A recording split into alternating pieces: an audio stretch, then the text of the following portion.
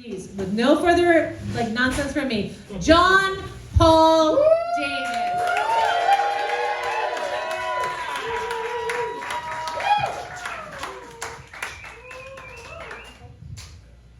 The pigeons don't know it's New Year's Eve, nor do the lindens and elms lazing skeletally bare-branched in the wind, and the dogs suspect something is up because of the extra snacks everywhere, but don't know to connect it to the rotation of the planet around the sun or even a change in the calendar. The heart also doesn't care about countdowns since it's always counting up forever. And the body's cells keep dividing, which also means they're multiplying. The night also is unaware, and the moon is concerned only with its own changes. Tomorrow, the sun will be burning, and yes, you will be as new as you always are every morning. Every minute starts a new year, reckoned from that minute, meaning there are 525,600 years a year, each one of them making you promises only you can hear, quiet as the stars who not only know nothing of our calendar, but also cannot see you who, to see them, need only find some good darkness and look up. Yeah. Hi, Cantab. I'm John Paul Davis. I think Don is plugging this one. This is every poem that I'm doing tonight. It's a thing I made just for tonight, so it will get retired like a jersey, you know. There's also this one, which is another little chapbook that I made in 2020, and then this is the book that Dawn mentioned, Crown Prince of Rabbits. That's all the product. Oh my God! I bought all three. That's so crazy. Oh my gosh. Thank you for buying them. And thank you for having me. This is such a delight. I feel really, really blessed. So now I'm going to say more poems. Yes. Still.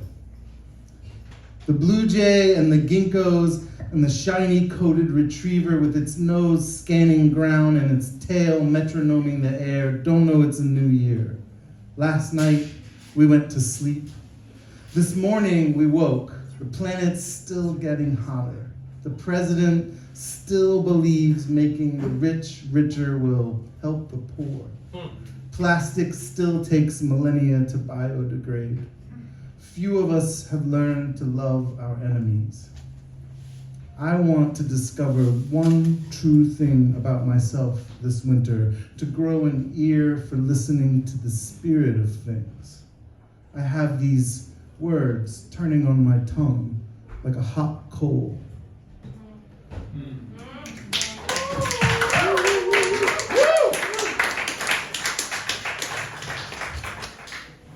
Music theory.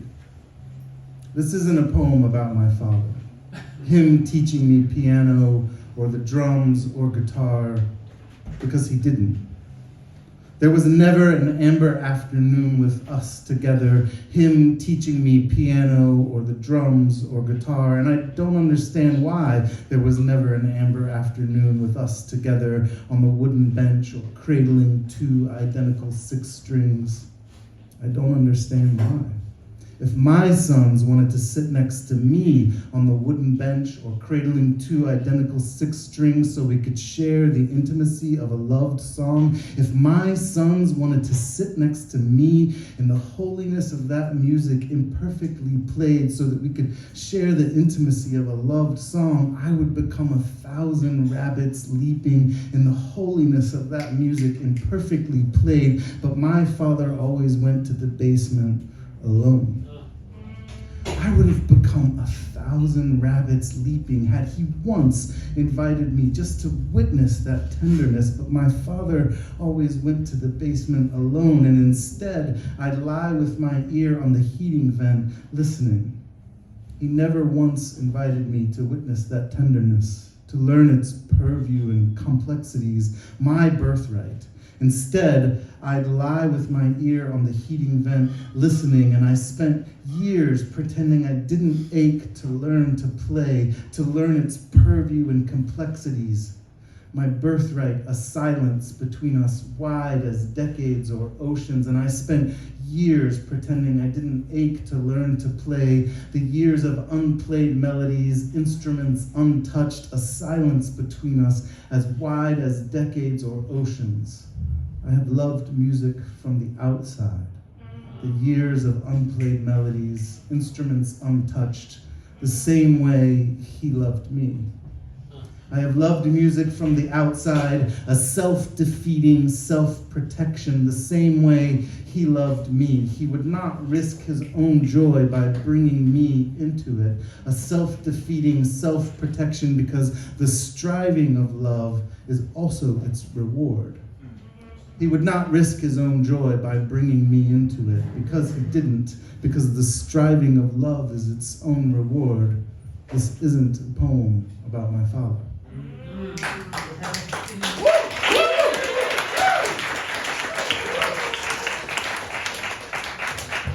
I'm gonna adjust this because I feel like I'm not looking. Woo! All right, that's what I wanted to happen. That was our plan. That was what was supposed to happen. Totally. We're stage. And follow the floor, so concrete element. All right. Let's see. Yes, we can. Oh yeah.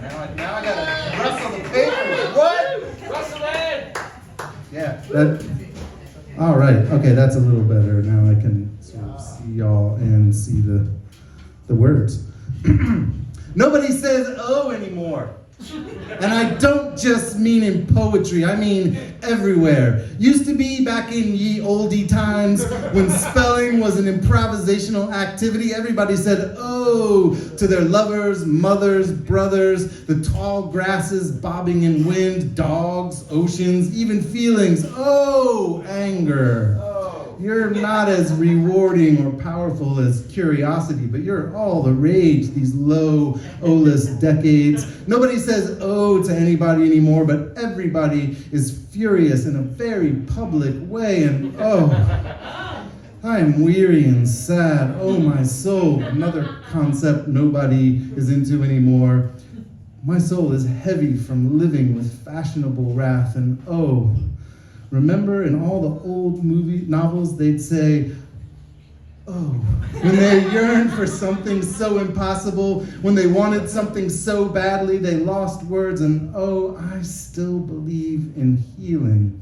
I still believe anger's eye for an eye is like eating enriched uranium and expecting your enemy to die.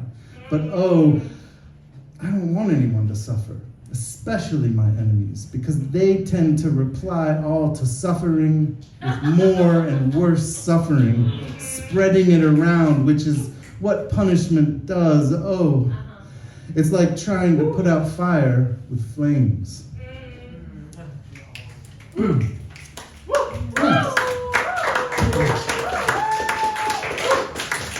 Ars Poetica, when the candidates the poet voted for have won. Yes, I am contrary, a killjoy. I can't help but notice the cracks in the surface, all the ways nothing's changed.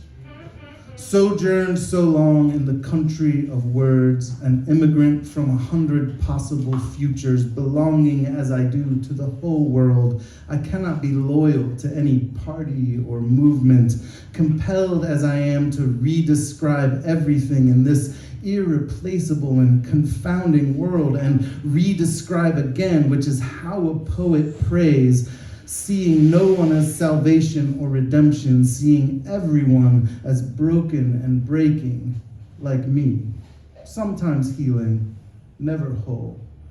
I pledge to face the wrong direction, to love my enemy. I pledge allegiance to the land and the oppressed. I pledge side-eye and wordplay when the technocrats roll out the mandated jargon, the latest gadget.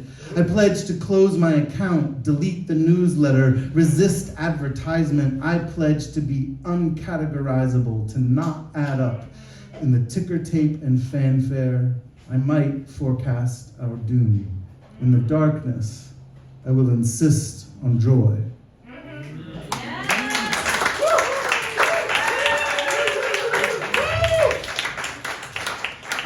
want to say that this music stand, I got this music stand because I didn't want to like do this all night, and it's had this effect on me already that I wasn't expecting, which is like I feel like a composer every time I move the pager.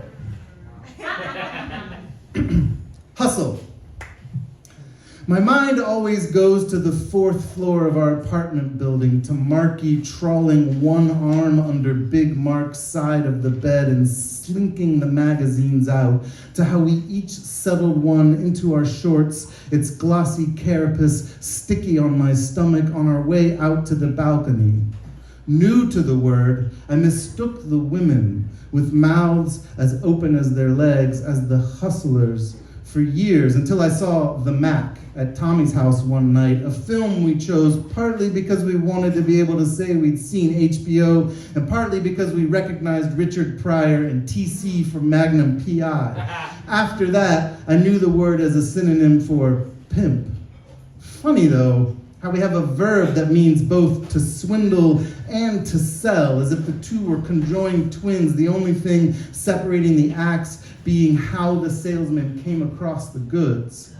Think of Jay-Z, who said, I sold kilos of coke, I think I can sell CDs, and rhymed the word with Russell, both a comparison to Mr. Simmons and a pun on Russell, its cousin, a word we use to describe men who embezzled cattle, and the music of paper sighing against itself, a sound that echoed all too loudly against the cinder block walls of Marky's porch as we unveiled the centerfolds.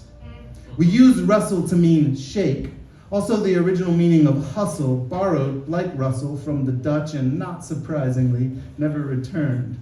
It's the shaking that sired all the other meanings, as if pimps and salesmen and everyone rushing all learned their skills from mafiosos shaking down their borrowers for payment, the way I shook my coats this morning, hoping to rustle up enough change to afford a cup of coffee because none of my clients have paid me on time.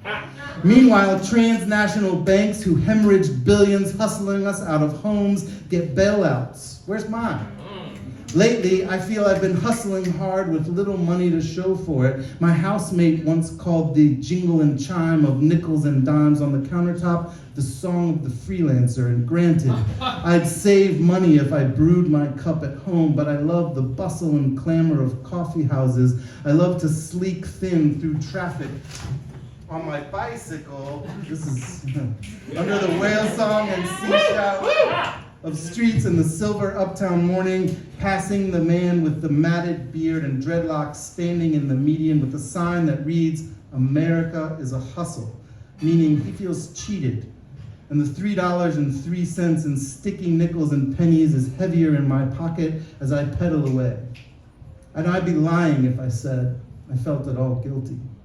I'm becoming very good at dancing with hypocrisy, the honorary 8th sin. She tugs me onto the dance floor, alive and shining like a minnow in her sequined dress. They're playing our song, one of those disco numbers from the 1970s, the one with a glib flute and no lyrics. She takes my hand. We shake our heads, fingers on our jerking hips. They say this song was named after the dance, and these dances are just metaphors for sex. She comes closer. I can feel the heat from her cheek. The canned crowd shouts the chorus to Van McCoy's only hit, and like churchgoers or sports fans, we chant along, and though I know I'll regret it later, I imagine her dress lying like a pile of dimes in the sunrise amber on my bedroom floor, and I pull her by the waist, and we do the hustle.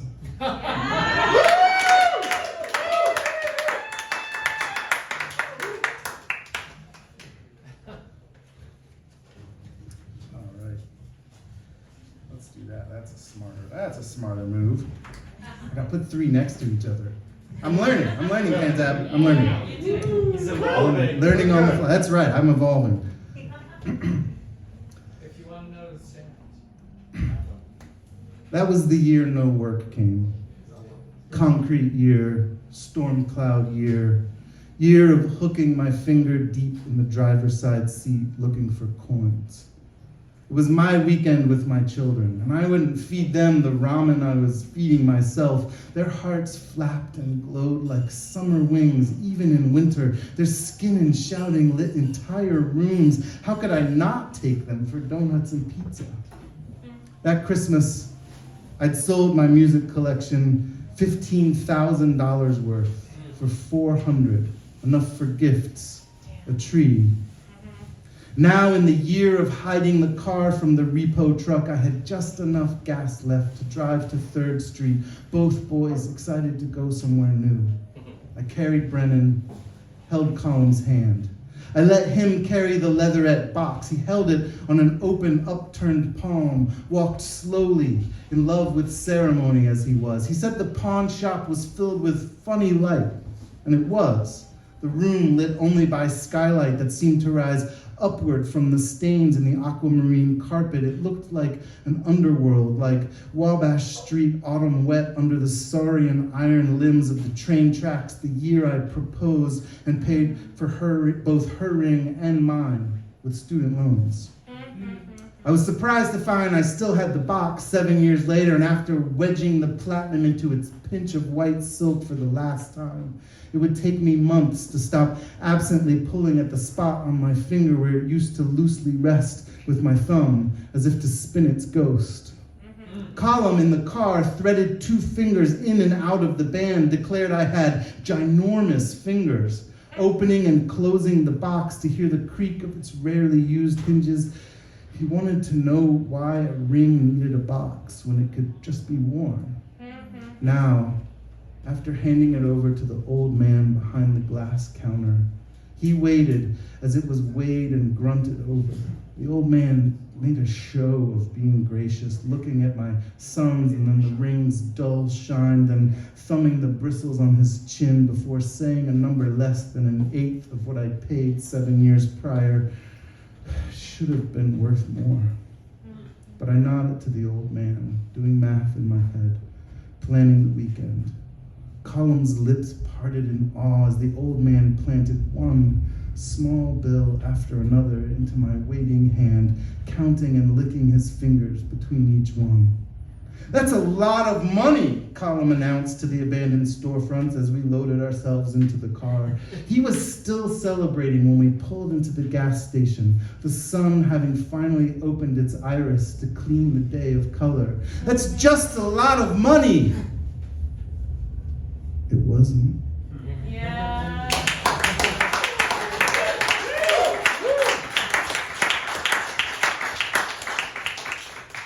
Nine algorithms wish me a happy birthday. Hey. Happy birthday. And my father does not. I never asked for these emails. I don't believe the dentist or the eye doctor or the streaming television website care about me. Maybe he forgot. I said 5 years ago, the first time no wishes came from the man who heard my first breath and distress echo off a hospital ceiling. The staff of the cardiologist I stopped seeing because he was a prick, and his office nickel and dimed me constantly, also said they're looking forward to seeing me soon, a damned lie. The local coffee shop didn't even give a discount on coffee, just a sentence assembled by PHP from several variables, the program not even understanding what a birthday is, completely incapable of remembering me. To it, I'm just another row in a spreadsheet. Maybe he doesn't like me and doesn't know how to admit it. I'd prefer he just said so. Nor did I opt into texts from the bookstore. As much as I love books, I know they don't love me back. Possibly he has dementia, or I'm a disappointment, having abandoned the fundamentalism he ground into me like gravel into a cheek for something less upbraiding, for a God who doesn't pretend to know my name and is not asking to live in my heart where my blood belongs. My health insurance has nothing but contempt for me, but I have their well wishes, a copywriter composed, which some focus group approved and management needlessly tweaked because they wanted to feel like their opinions mattered, even one from a politician I'll never vote for again. Pretending to know or care I was born on this day decades ago is forgivable. Their stance on climate change is not. Once, I timed myself dashing off a quick little message. 2 words, 11.87 seconds.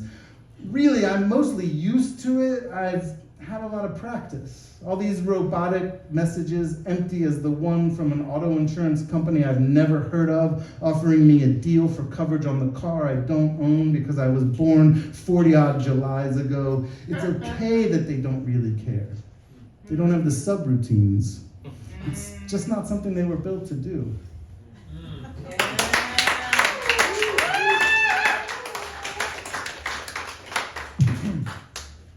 Thank you. Thanks for listening. This room is great, and y'all are great writers and listeners, and thank you.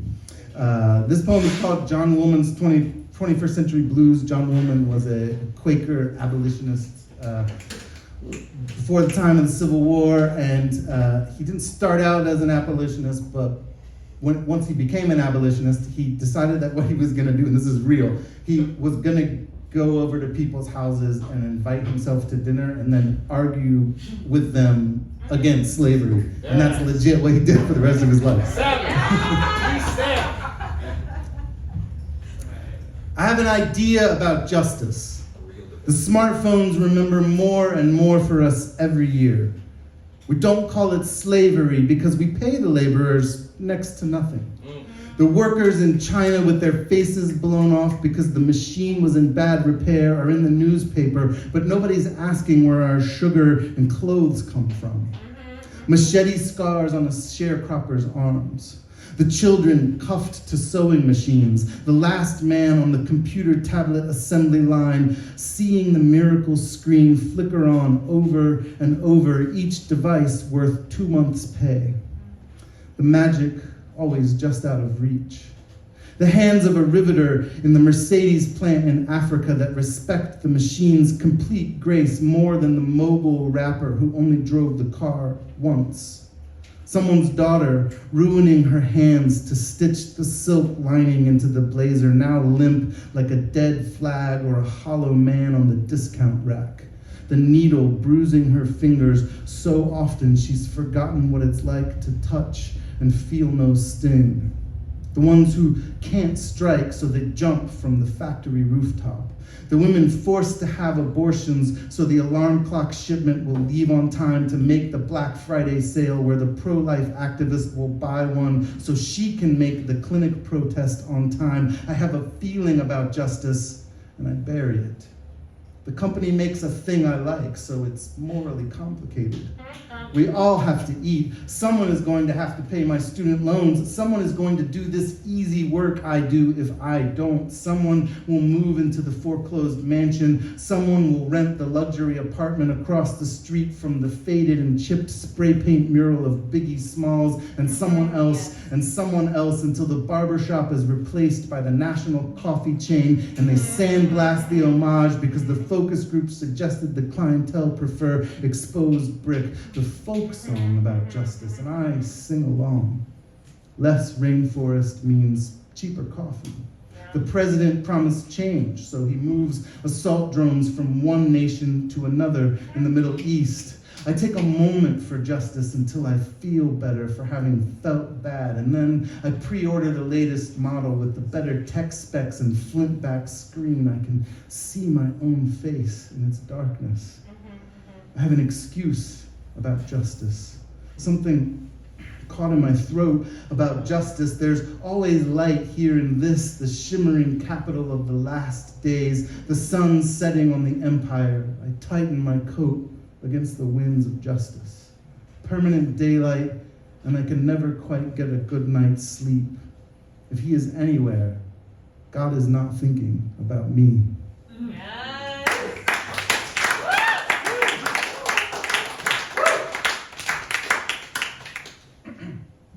In the details, the devil is asleep, lazy lord of subway rats. The devil says he doesn't own a television, but secretly watches shows on his computer.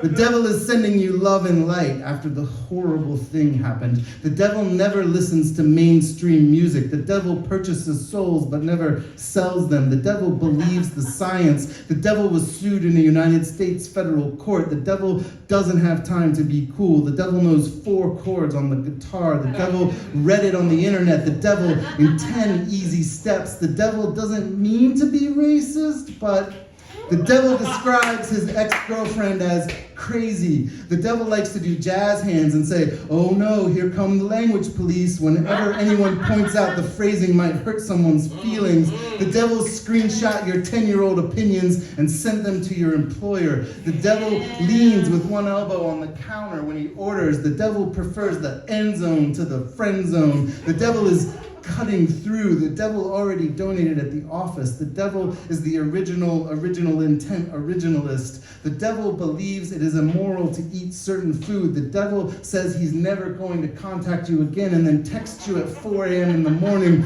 The devil votes in every election. The devil prays for you every night. The devil memorized the Bible. The devil won the poetry slam. The devil prefers Dylan before he went electric. The devil perches at the foot of your bed most nights and lists your failings using your voice like he's reading a summons. The devil doesn't expect the case will ever go to trial. He's chewing his fingernails, wearing a suit of barbed wire, pacing your darkened room, a settlement offer already drawn up. Oh.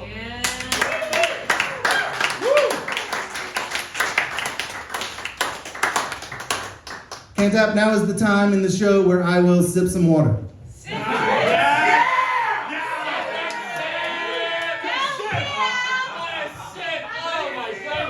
That was the time in the show when I sip water. Yeah! This is the time in the show when I start reading poems again. Oh, to not answering my phone. I would make a terrible God. Let the prayers go to voicemail. I will never learn the fate of the extended warranty for the car I do not own, no matter how many telemarketers leave messages. Are you on the very short list of people whose names will prompt me to action, slipping my phone across the screen to begin the call? Probably not. I paid hundreds of dollars for this telephone I almost never telephone anyone with. That means you, direct marketer. It means you, political survey proctor. It means you, fraudster. And also you, friend. That doesn't mean I don't like you or enjoy your conversation. I do, I would, just not now. If the president called, I would miss the call because who is this DC number not in my contact list? If God called, probably also never, because what even is the area code of heaven? Aliens, Iron Man, wizards, it doesn't matter. I have important lying around and snacking to do. I have albums to listen to on headphones in the dark, looking up into the basin of time without a need for answers or answering, which I will likely not be doing. Most news is bad news, so I prefer to keep it stored in newspapers from which I can expose myself in controlled doses so as to build up an immunity. So if you're calling with news, don't. If you're calling with an exciting offer or to tell me about Jesus, don't. I've read all about him, and he never answered a single phone, not once, in his entirely marvelous and all too brief life.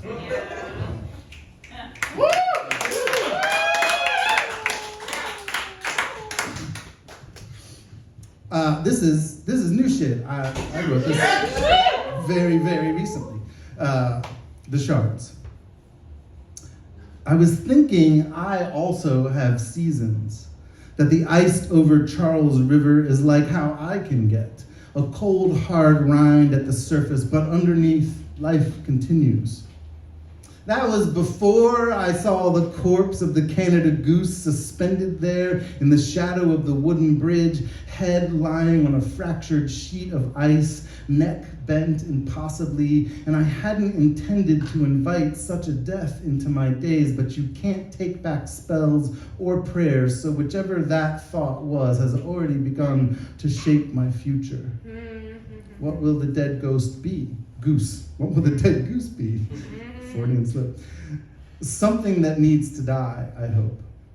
All year, I tried once again to play the poetry game, sending little glowing shards of my soul to editors, and all year, rejection. And why? Some smallness, an ugly need for visibility, vanity. When I was a boy, I would kick playground dust at the edge of the scrum of other kids, picking teams, yearning for a captain to point to me. Though I didn't know how to and didn't really want to play the game. To whomever is listening, whatever spirits assigned to me, if something needs to die, frozen in the frozen river of my gray beard years, let it be that little scrabbling, desperate mouth. Let it be cut from me softly, without bitterness. And when my season shifts, when the days lengthen, bringing a thaw, let it float, a rippling of bone and feather, out of me, out to sea.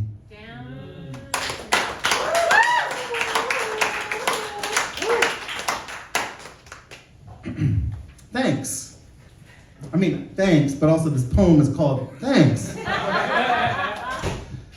Laughing on the subway platform about the time when anger made each of us behave foolishly, and I think of the word berserk, which comes from Old Norse and meant to fight ferociously, but without armor.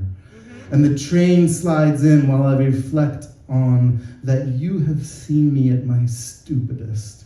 You are witness to my cockamamie reactions, and when I've been prisoner to my own fear, and when I've let the animal take center stage, and the little bugbears and obsessions I tend to like a zookeeper, plus the length of my toenails. But you still love me, a gift I keep receiving. So let me stop and thank whichever God is responsible, whichever one decided that, at least in this, justice would not be served.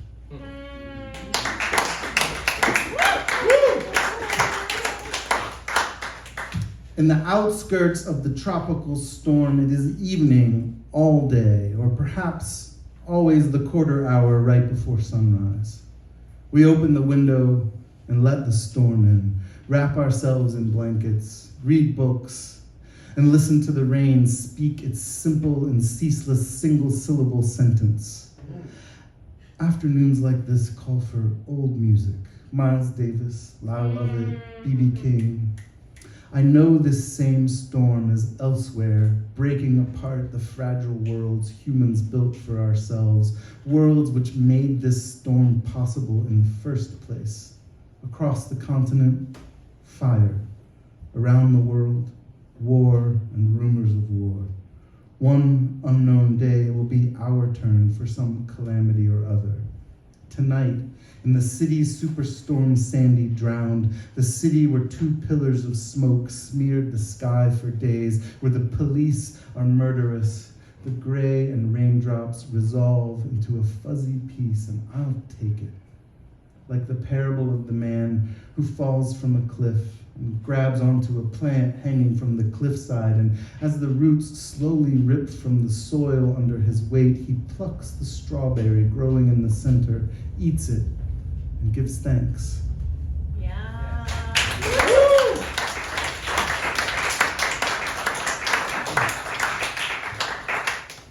First morning after testing negative. Thank you for the day's dishwater light, for being outside in the street's caterwaul of sirens and brakes, for the archipelagos of pigeon shit under the bridge, for the way January air steals heat right off the skin, for the knowledge the mucus pooling at the tip of my wind-bitten nose is from the winter weather and not the invader that so recently besieged my body. Thanks for this weariness performing daily tasks, the price of healing. A breakthrough case, they called it, when the virus infiltrates the vaccine's walls like Joshua's spies on their reconnoiter of Jericho, hidden in baskets of flax. So of course, I prayed before falling asleep like a child, that I would wake the next morning, because the scientists they keep telling us to believe don't know this variant's tricks and appetite yet. Thank you, whichever God heard me and dispatched angels to shore up my defenses. For 3 days and nights, a wolverine tried to claw its way out of my throat. Thank you, whichever hand of love showed it how to escape between my teeth, and whatever spirit chased off the soul mosquitoes slurping away my light until I wanted only to wilt between bed sheets. Tonight, I washed the pile of pots and plates until the sink was empty. Tonight, I texted 10 friends. Today, I tasted butter and salt. And yes, thank you for even my own bad breath.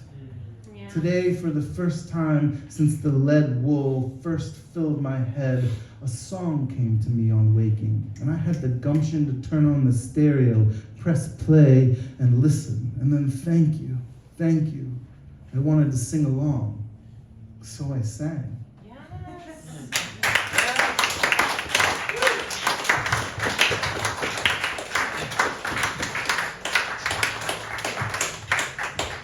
Canticle of Teeth, which does that not sound like a Marty poem? It sounds like a Marty. It sounds like a title of a Marty poem. It really All right, does. this is not a poem by Marty McConnell. That's a vibe. If you've never heard of Marty McConnell, Google her. She's amazing. She's alright. All right, Canticle of Teeth. Did you say she's all right? Yeah, I know. Now I'm gonna send her the video. No, don't do that.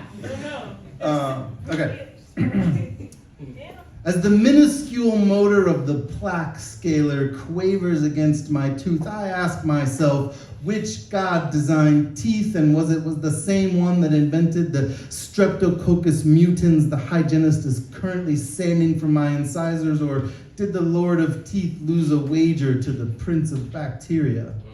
An atheist would say this proves the watchmaker is blind, if one exists at all, but I don't want to be an atheist right now, with the devil's own finger scraping at my inferior alveolar nerve with the ferocity of an angry hornet.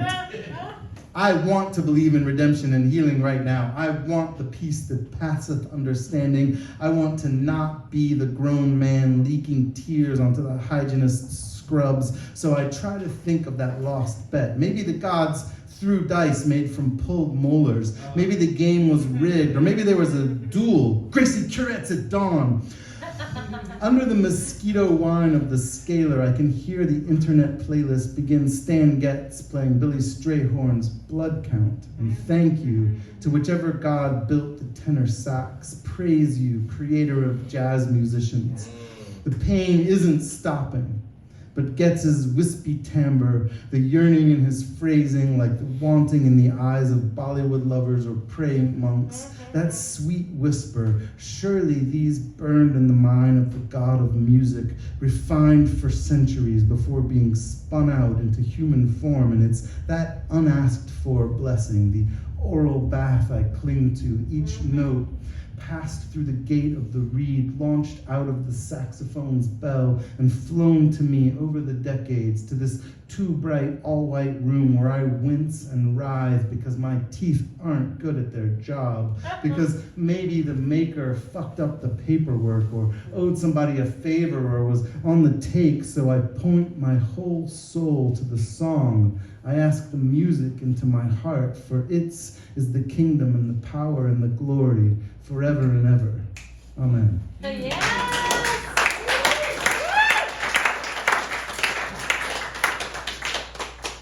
All right, this is my second to last poem.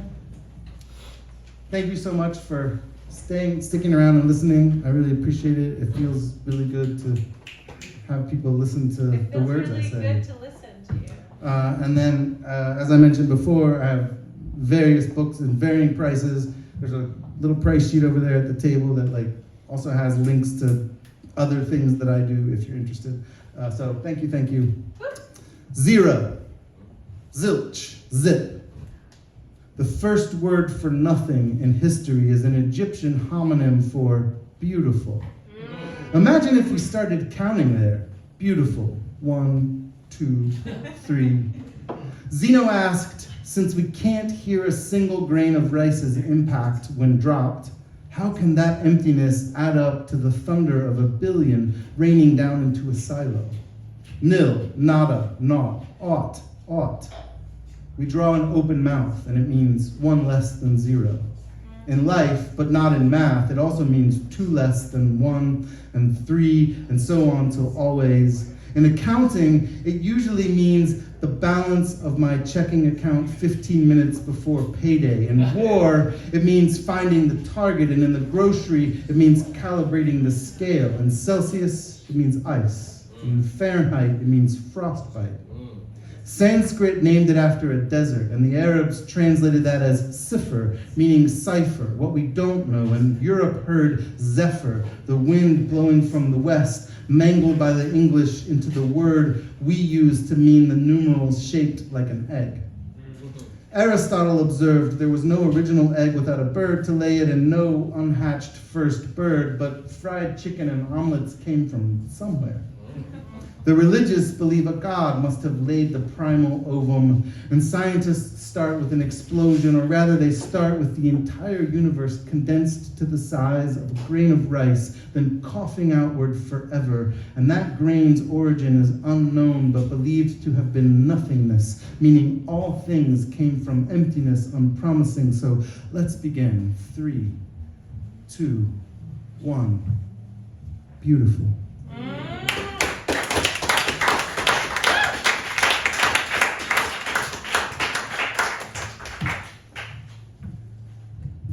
Resolution.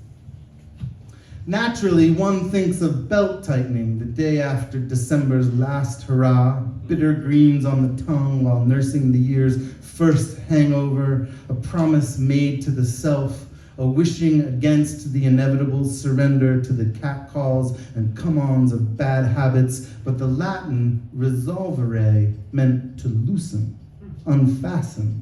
Like how we heat milk to filter out unwanted microbes. It's not about shelf life, but rather smaller and smaller pieces, like the increasing number of pixels our cameras cram into an inch of photograph, the breakdown of something unfathomable or insurmountable into manageable components, not the forest, but the trees. The moral arc of the universe bends toward justice, Dr. King observed. Most ailments go away on their own. The tap water here in Brooklyn comes out clouded and effervescent, but soon settles to clarity. The picture sharpens. Dissonance usually becomes consonance, which is how we like our music most of the time, ending at the beginning, like the chord we call the tonic, like the rambunctious and sweet soda into which I will mix my vodka before blessing the coming calendar.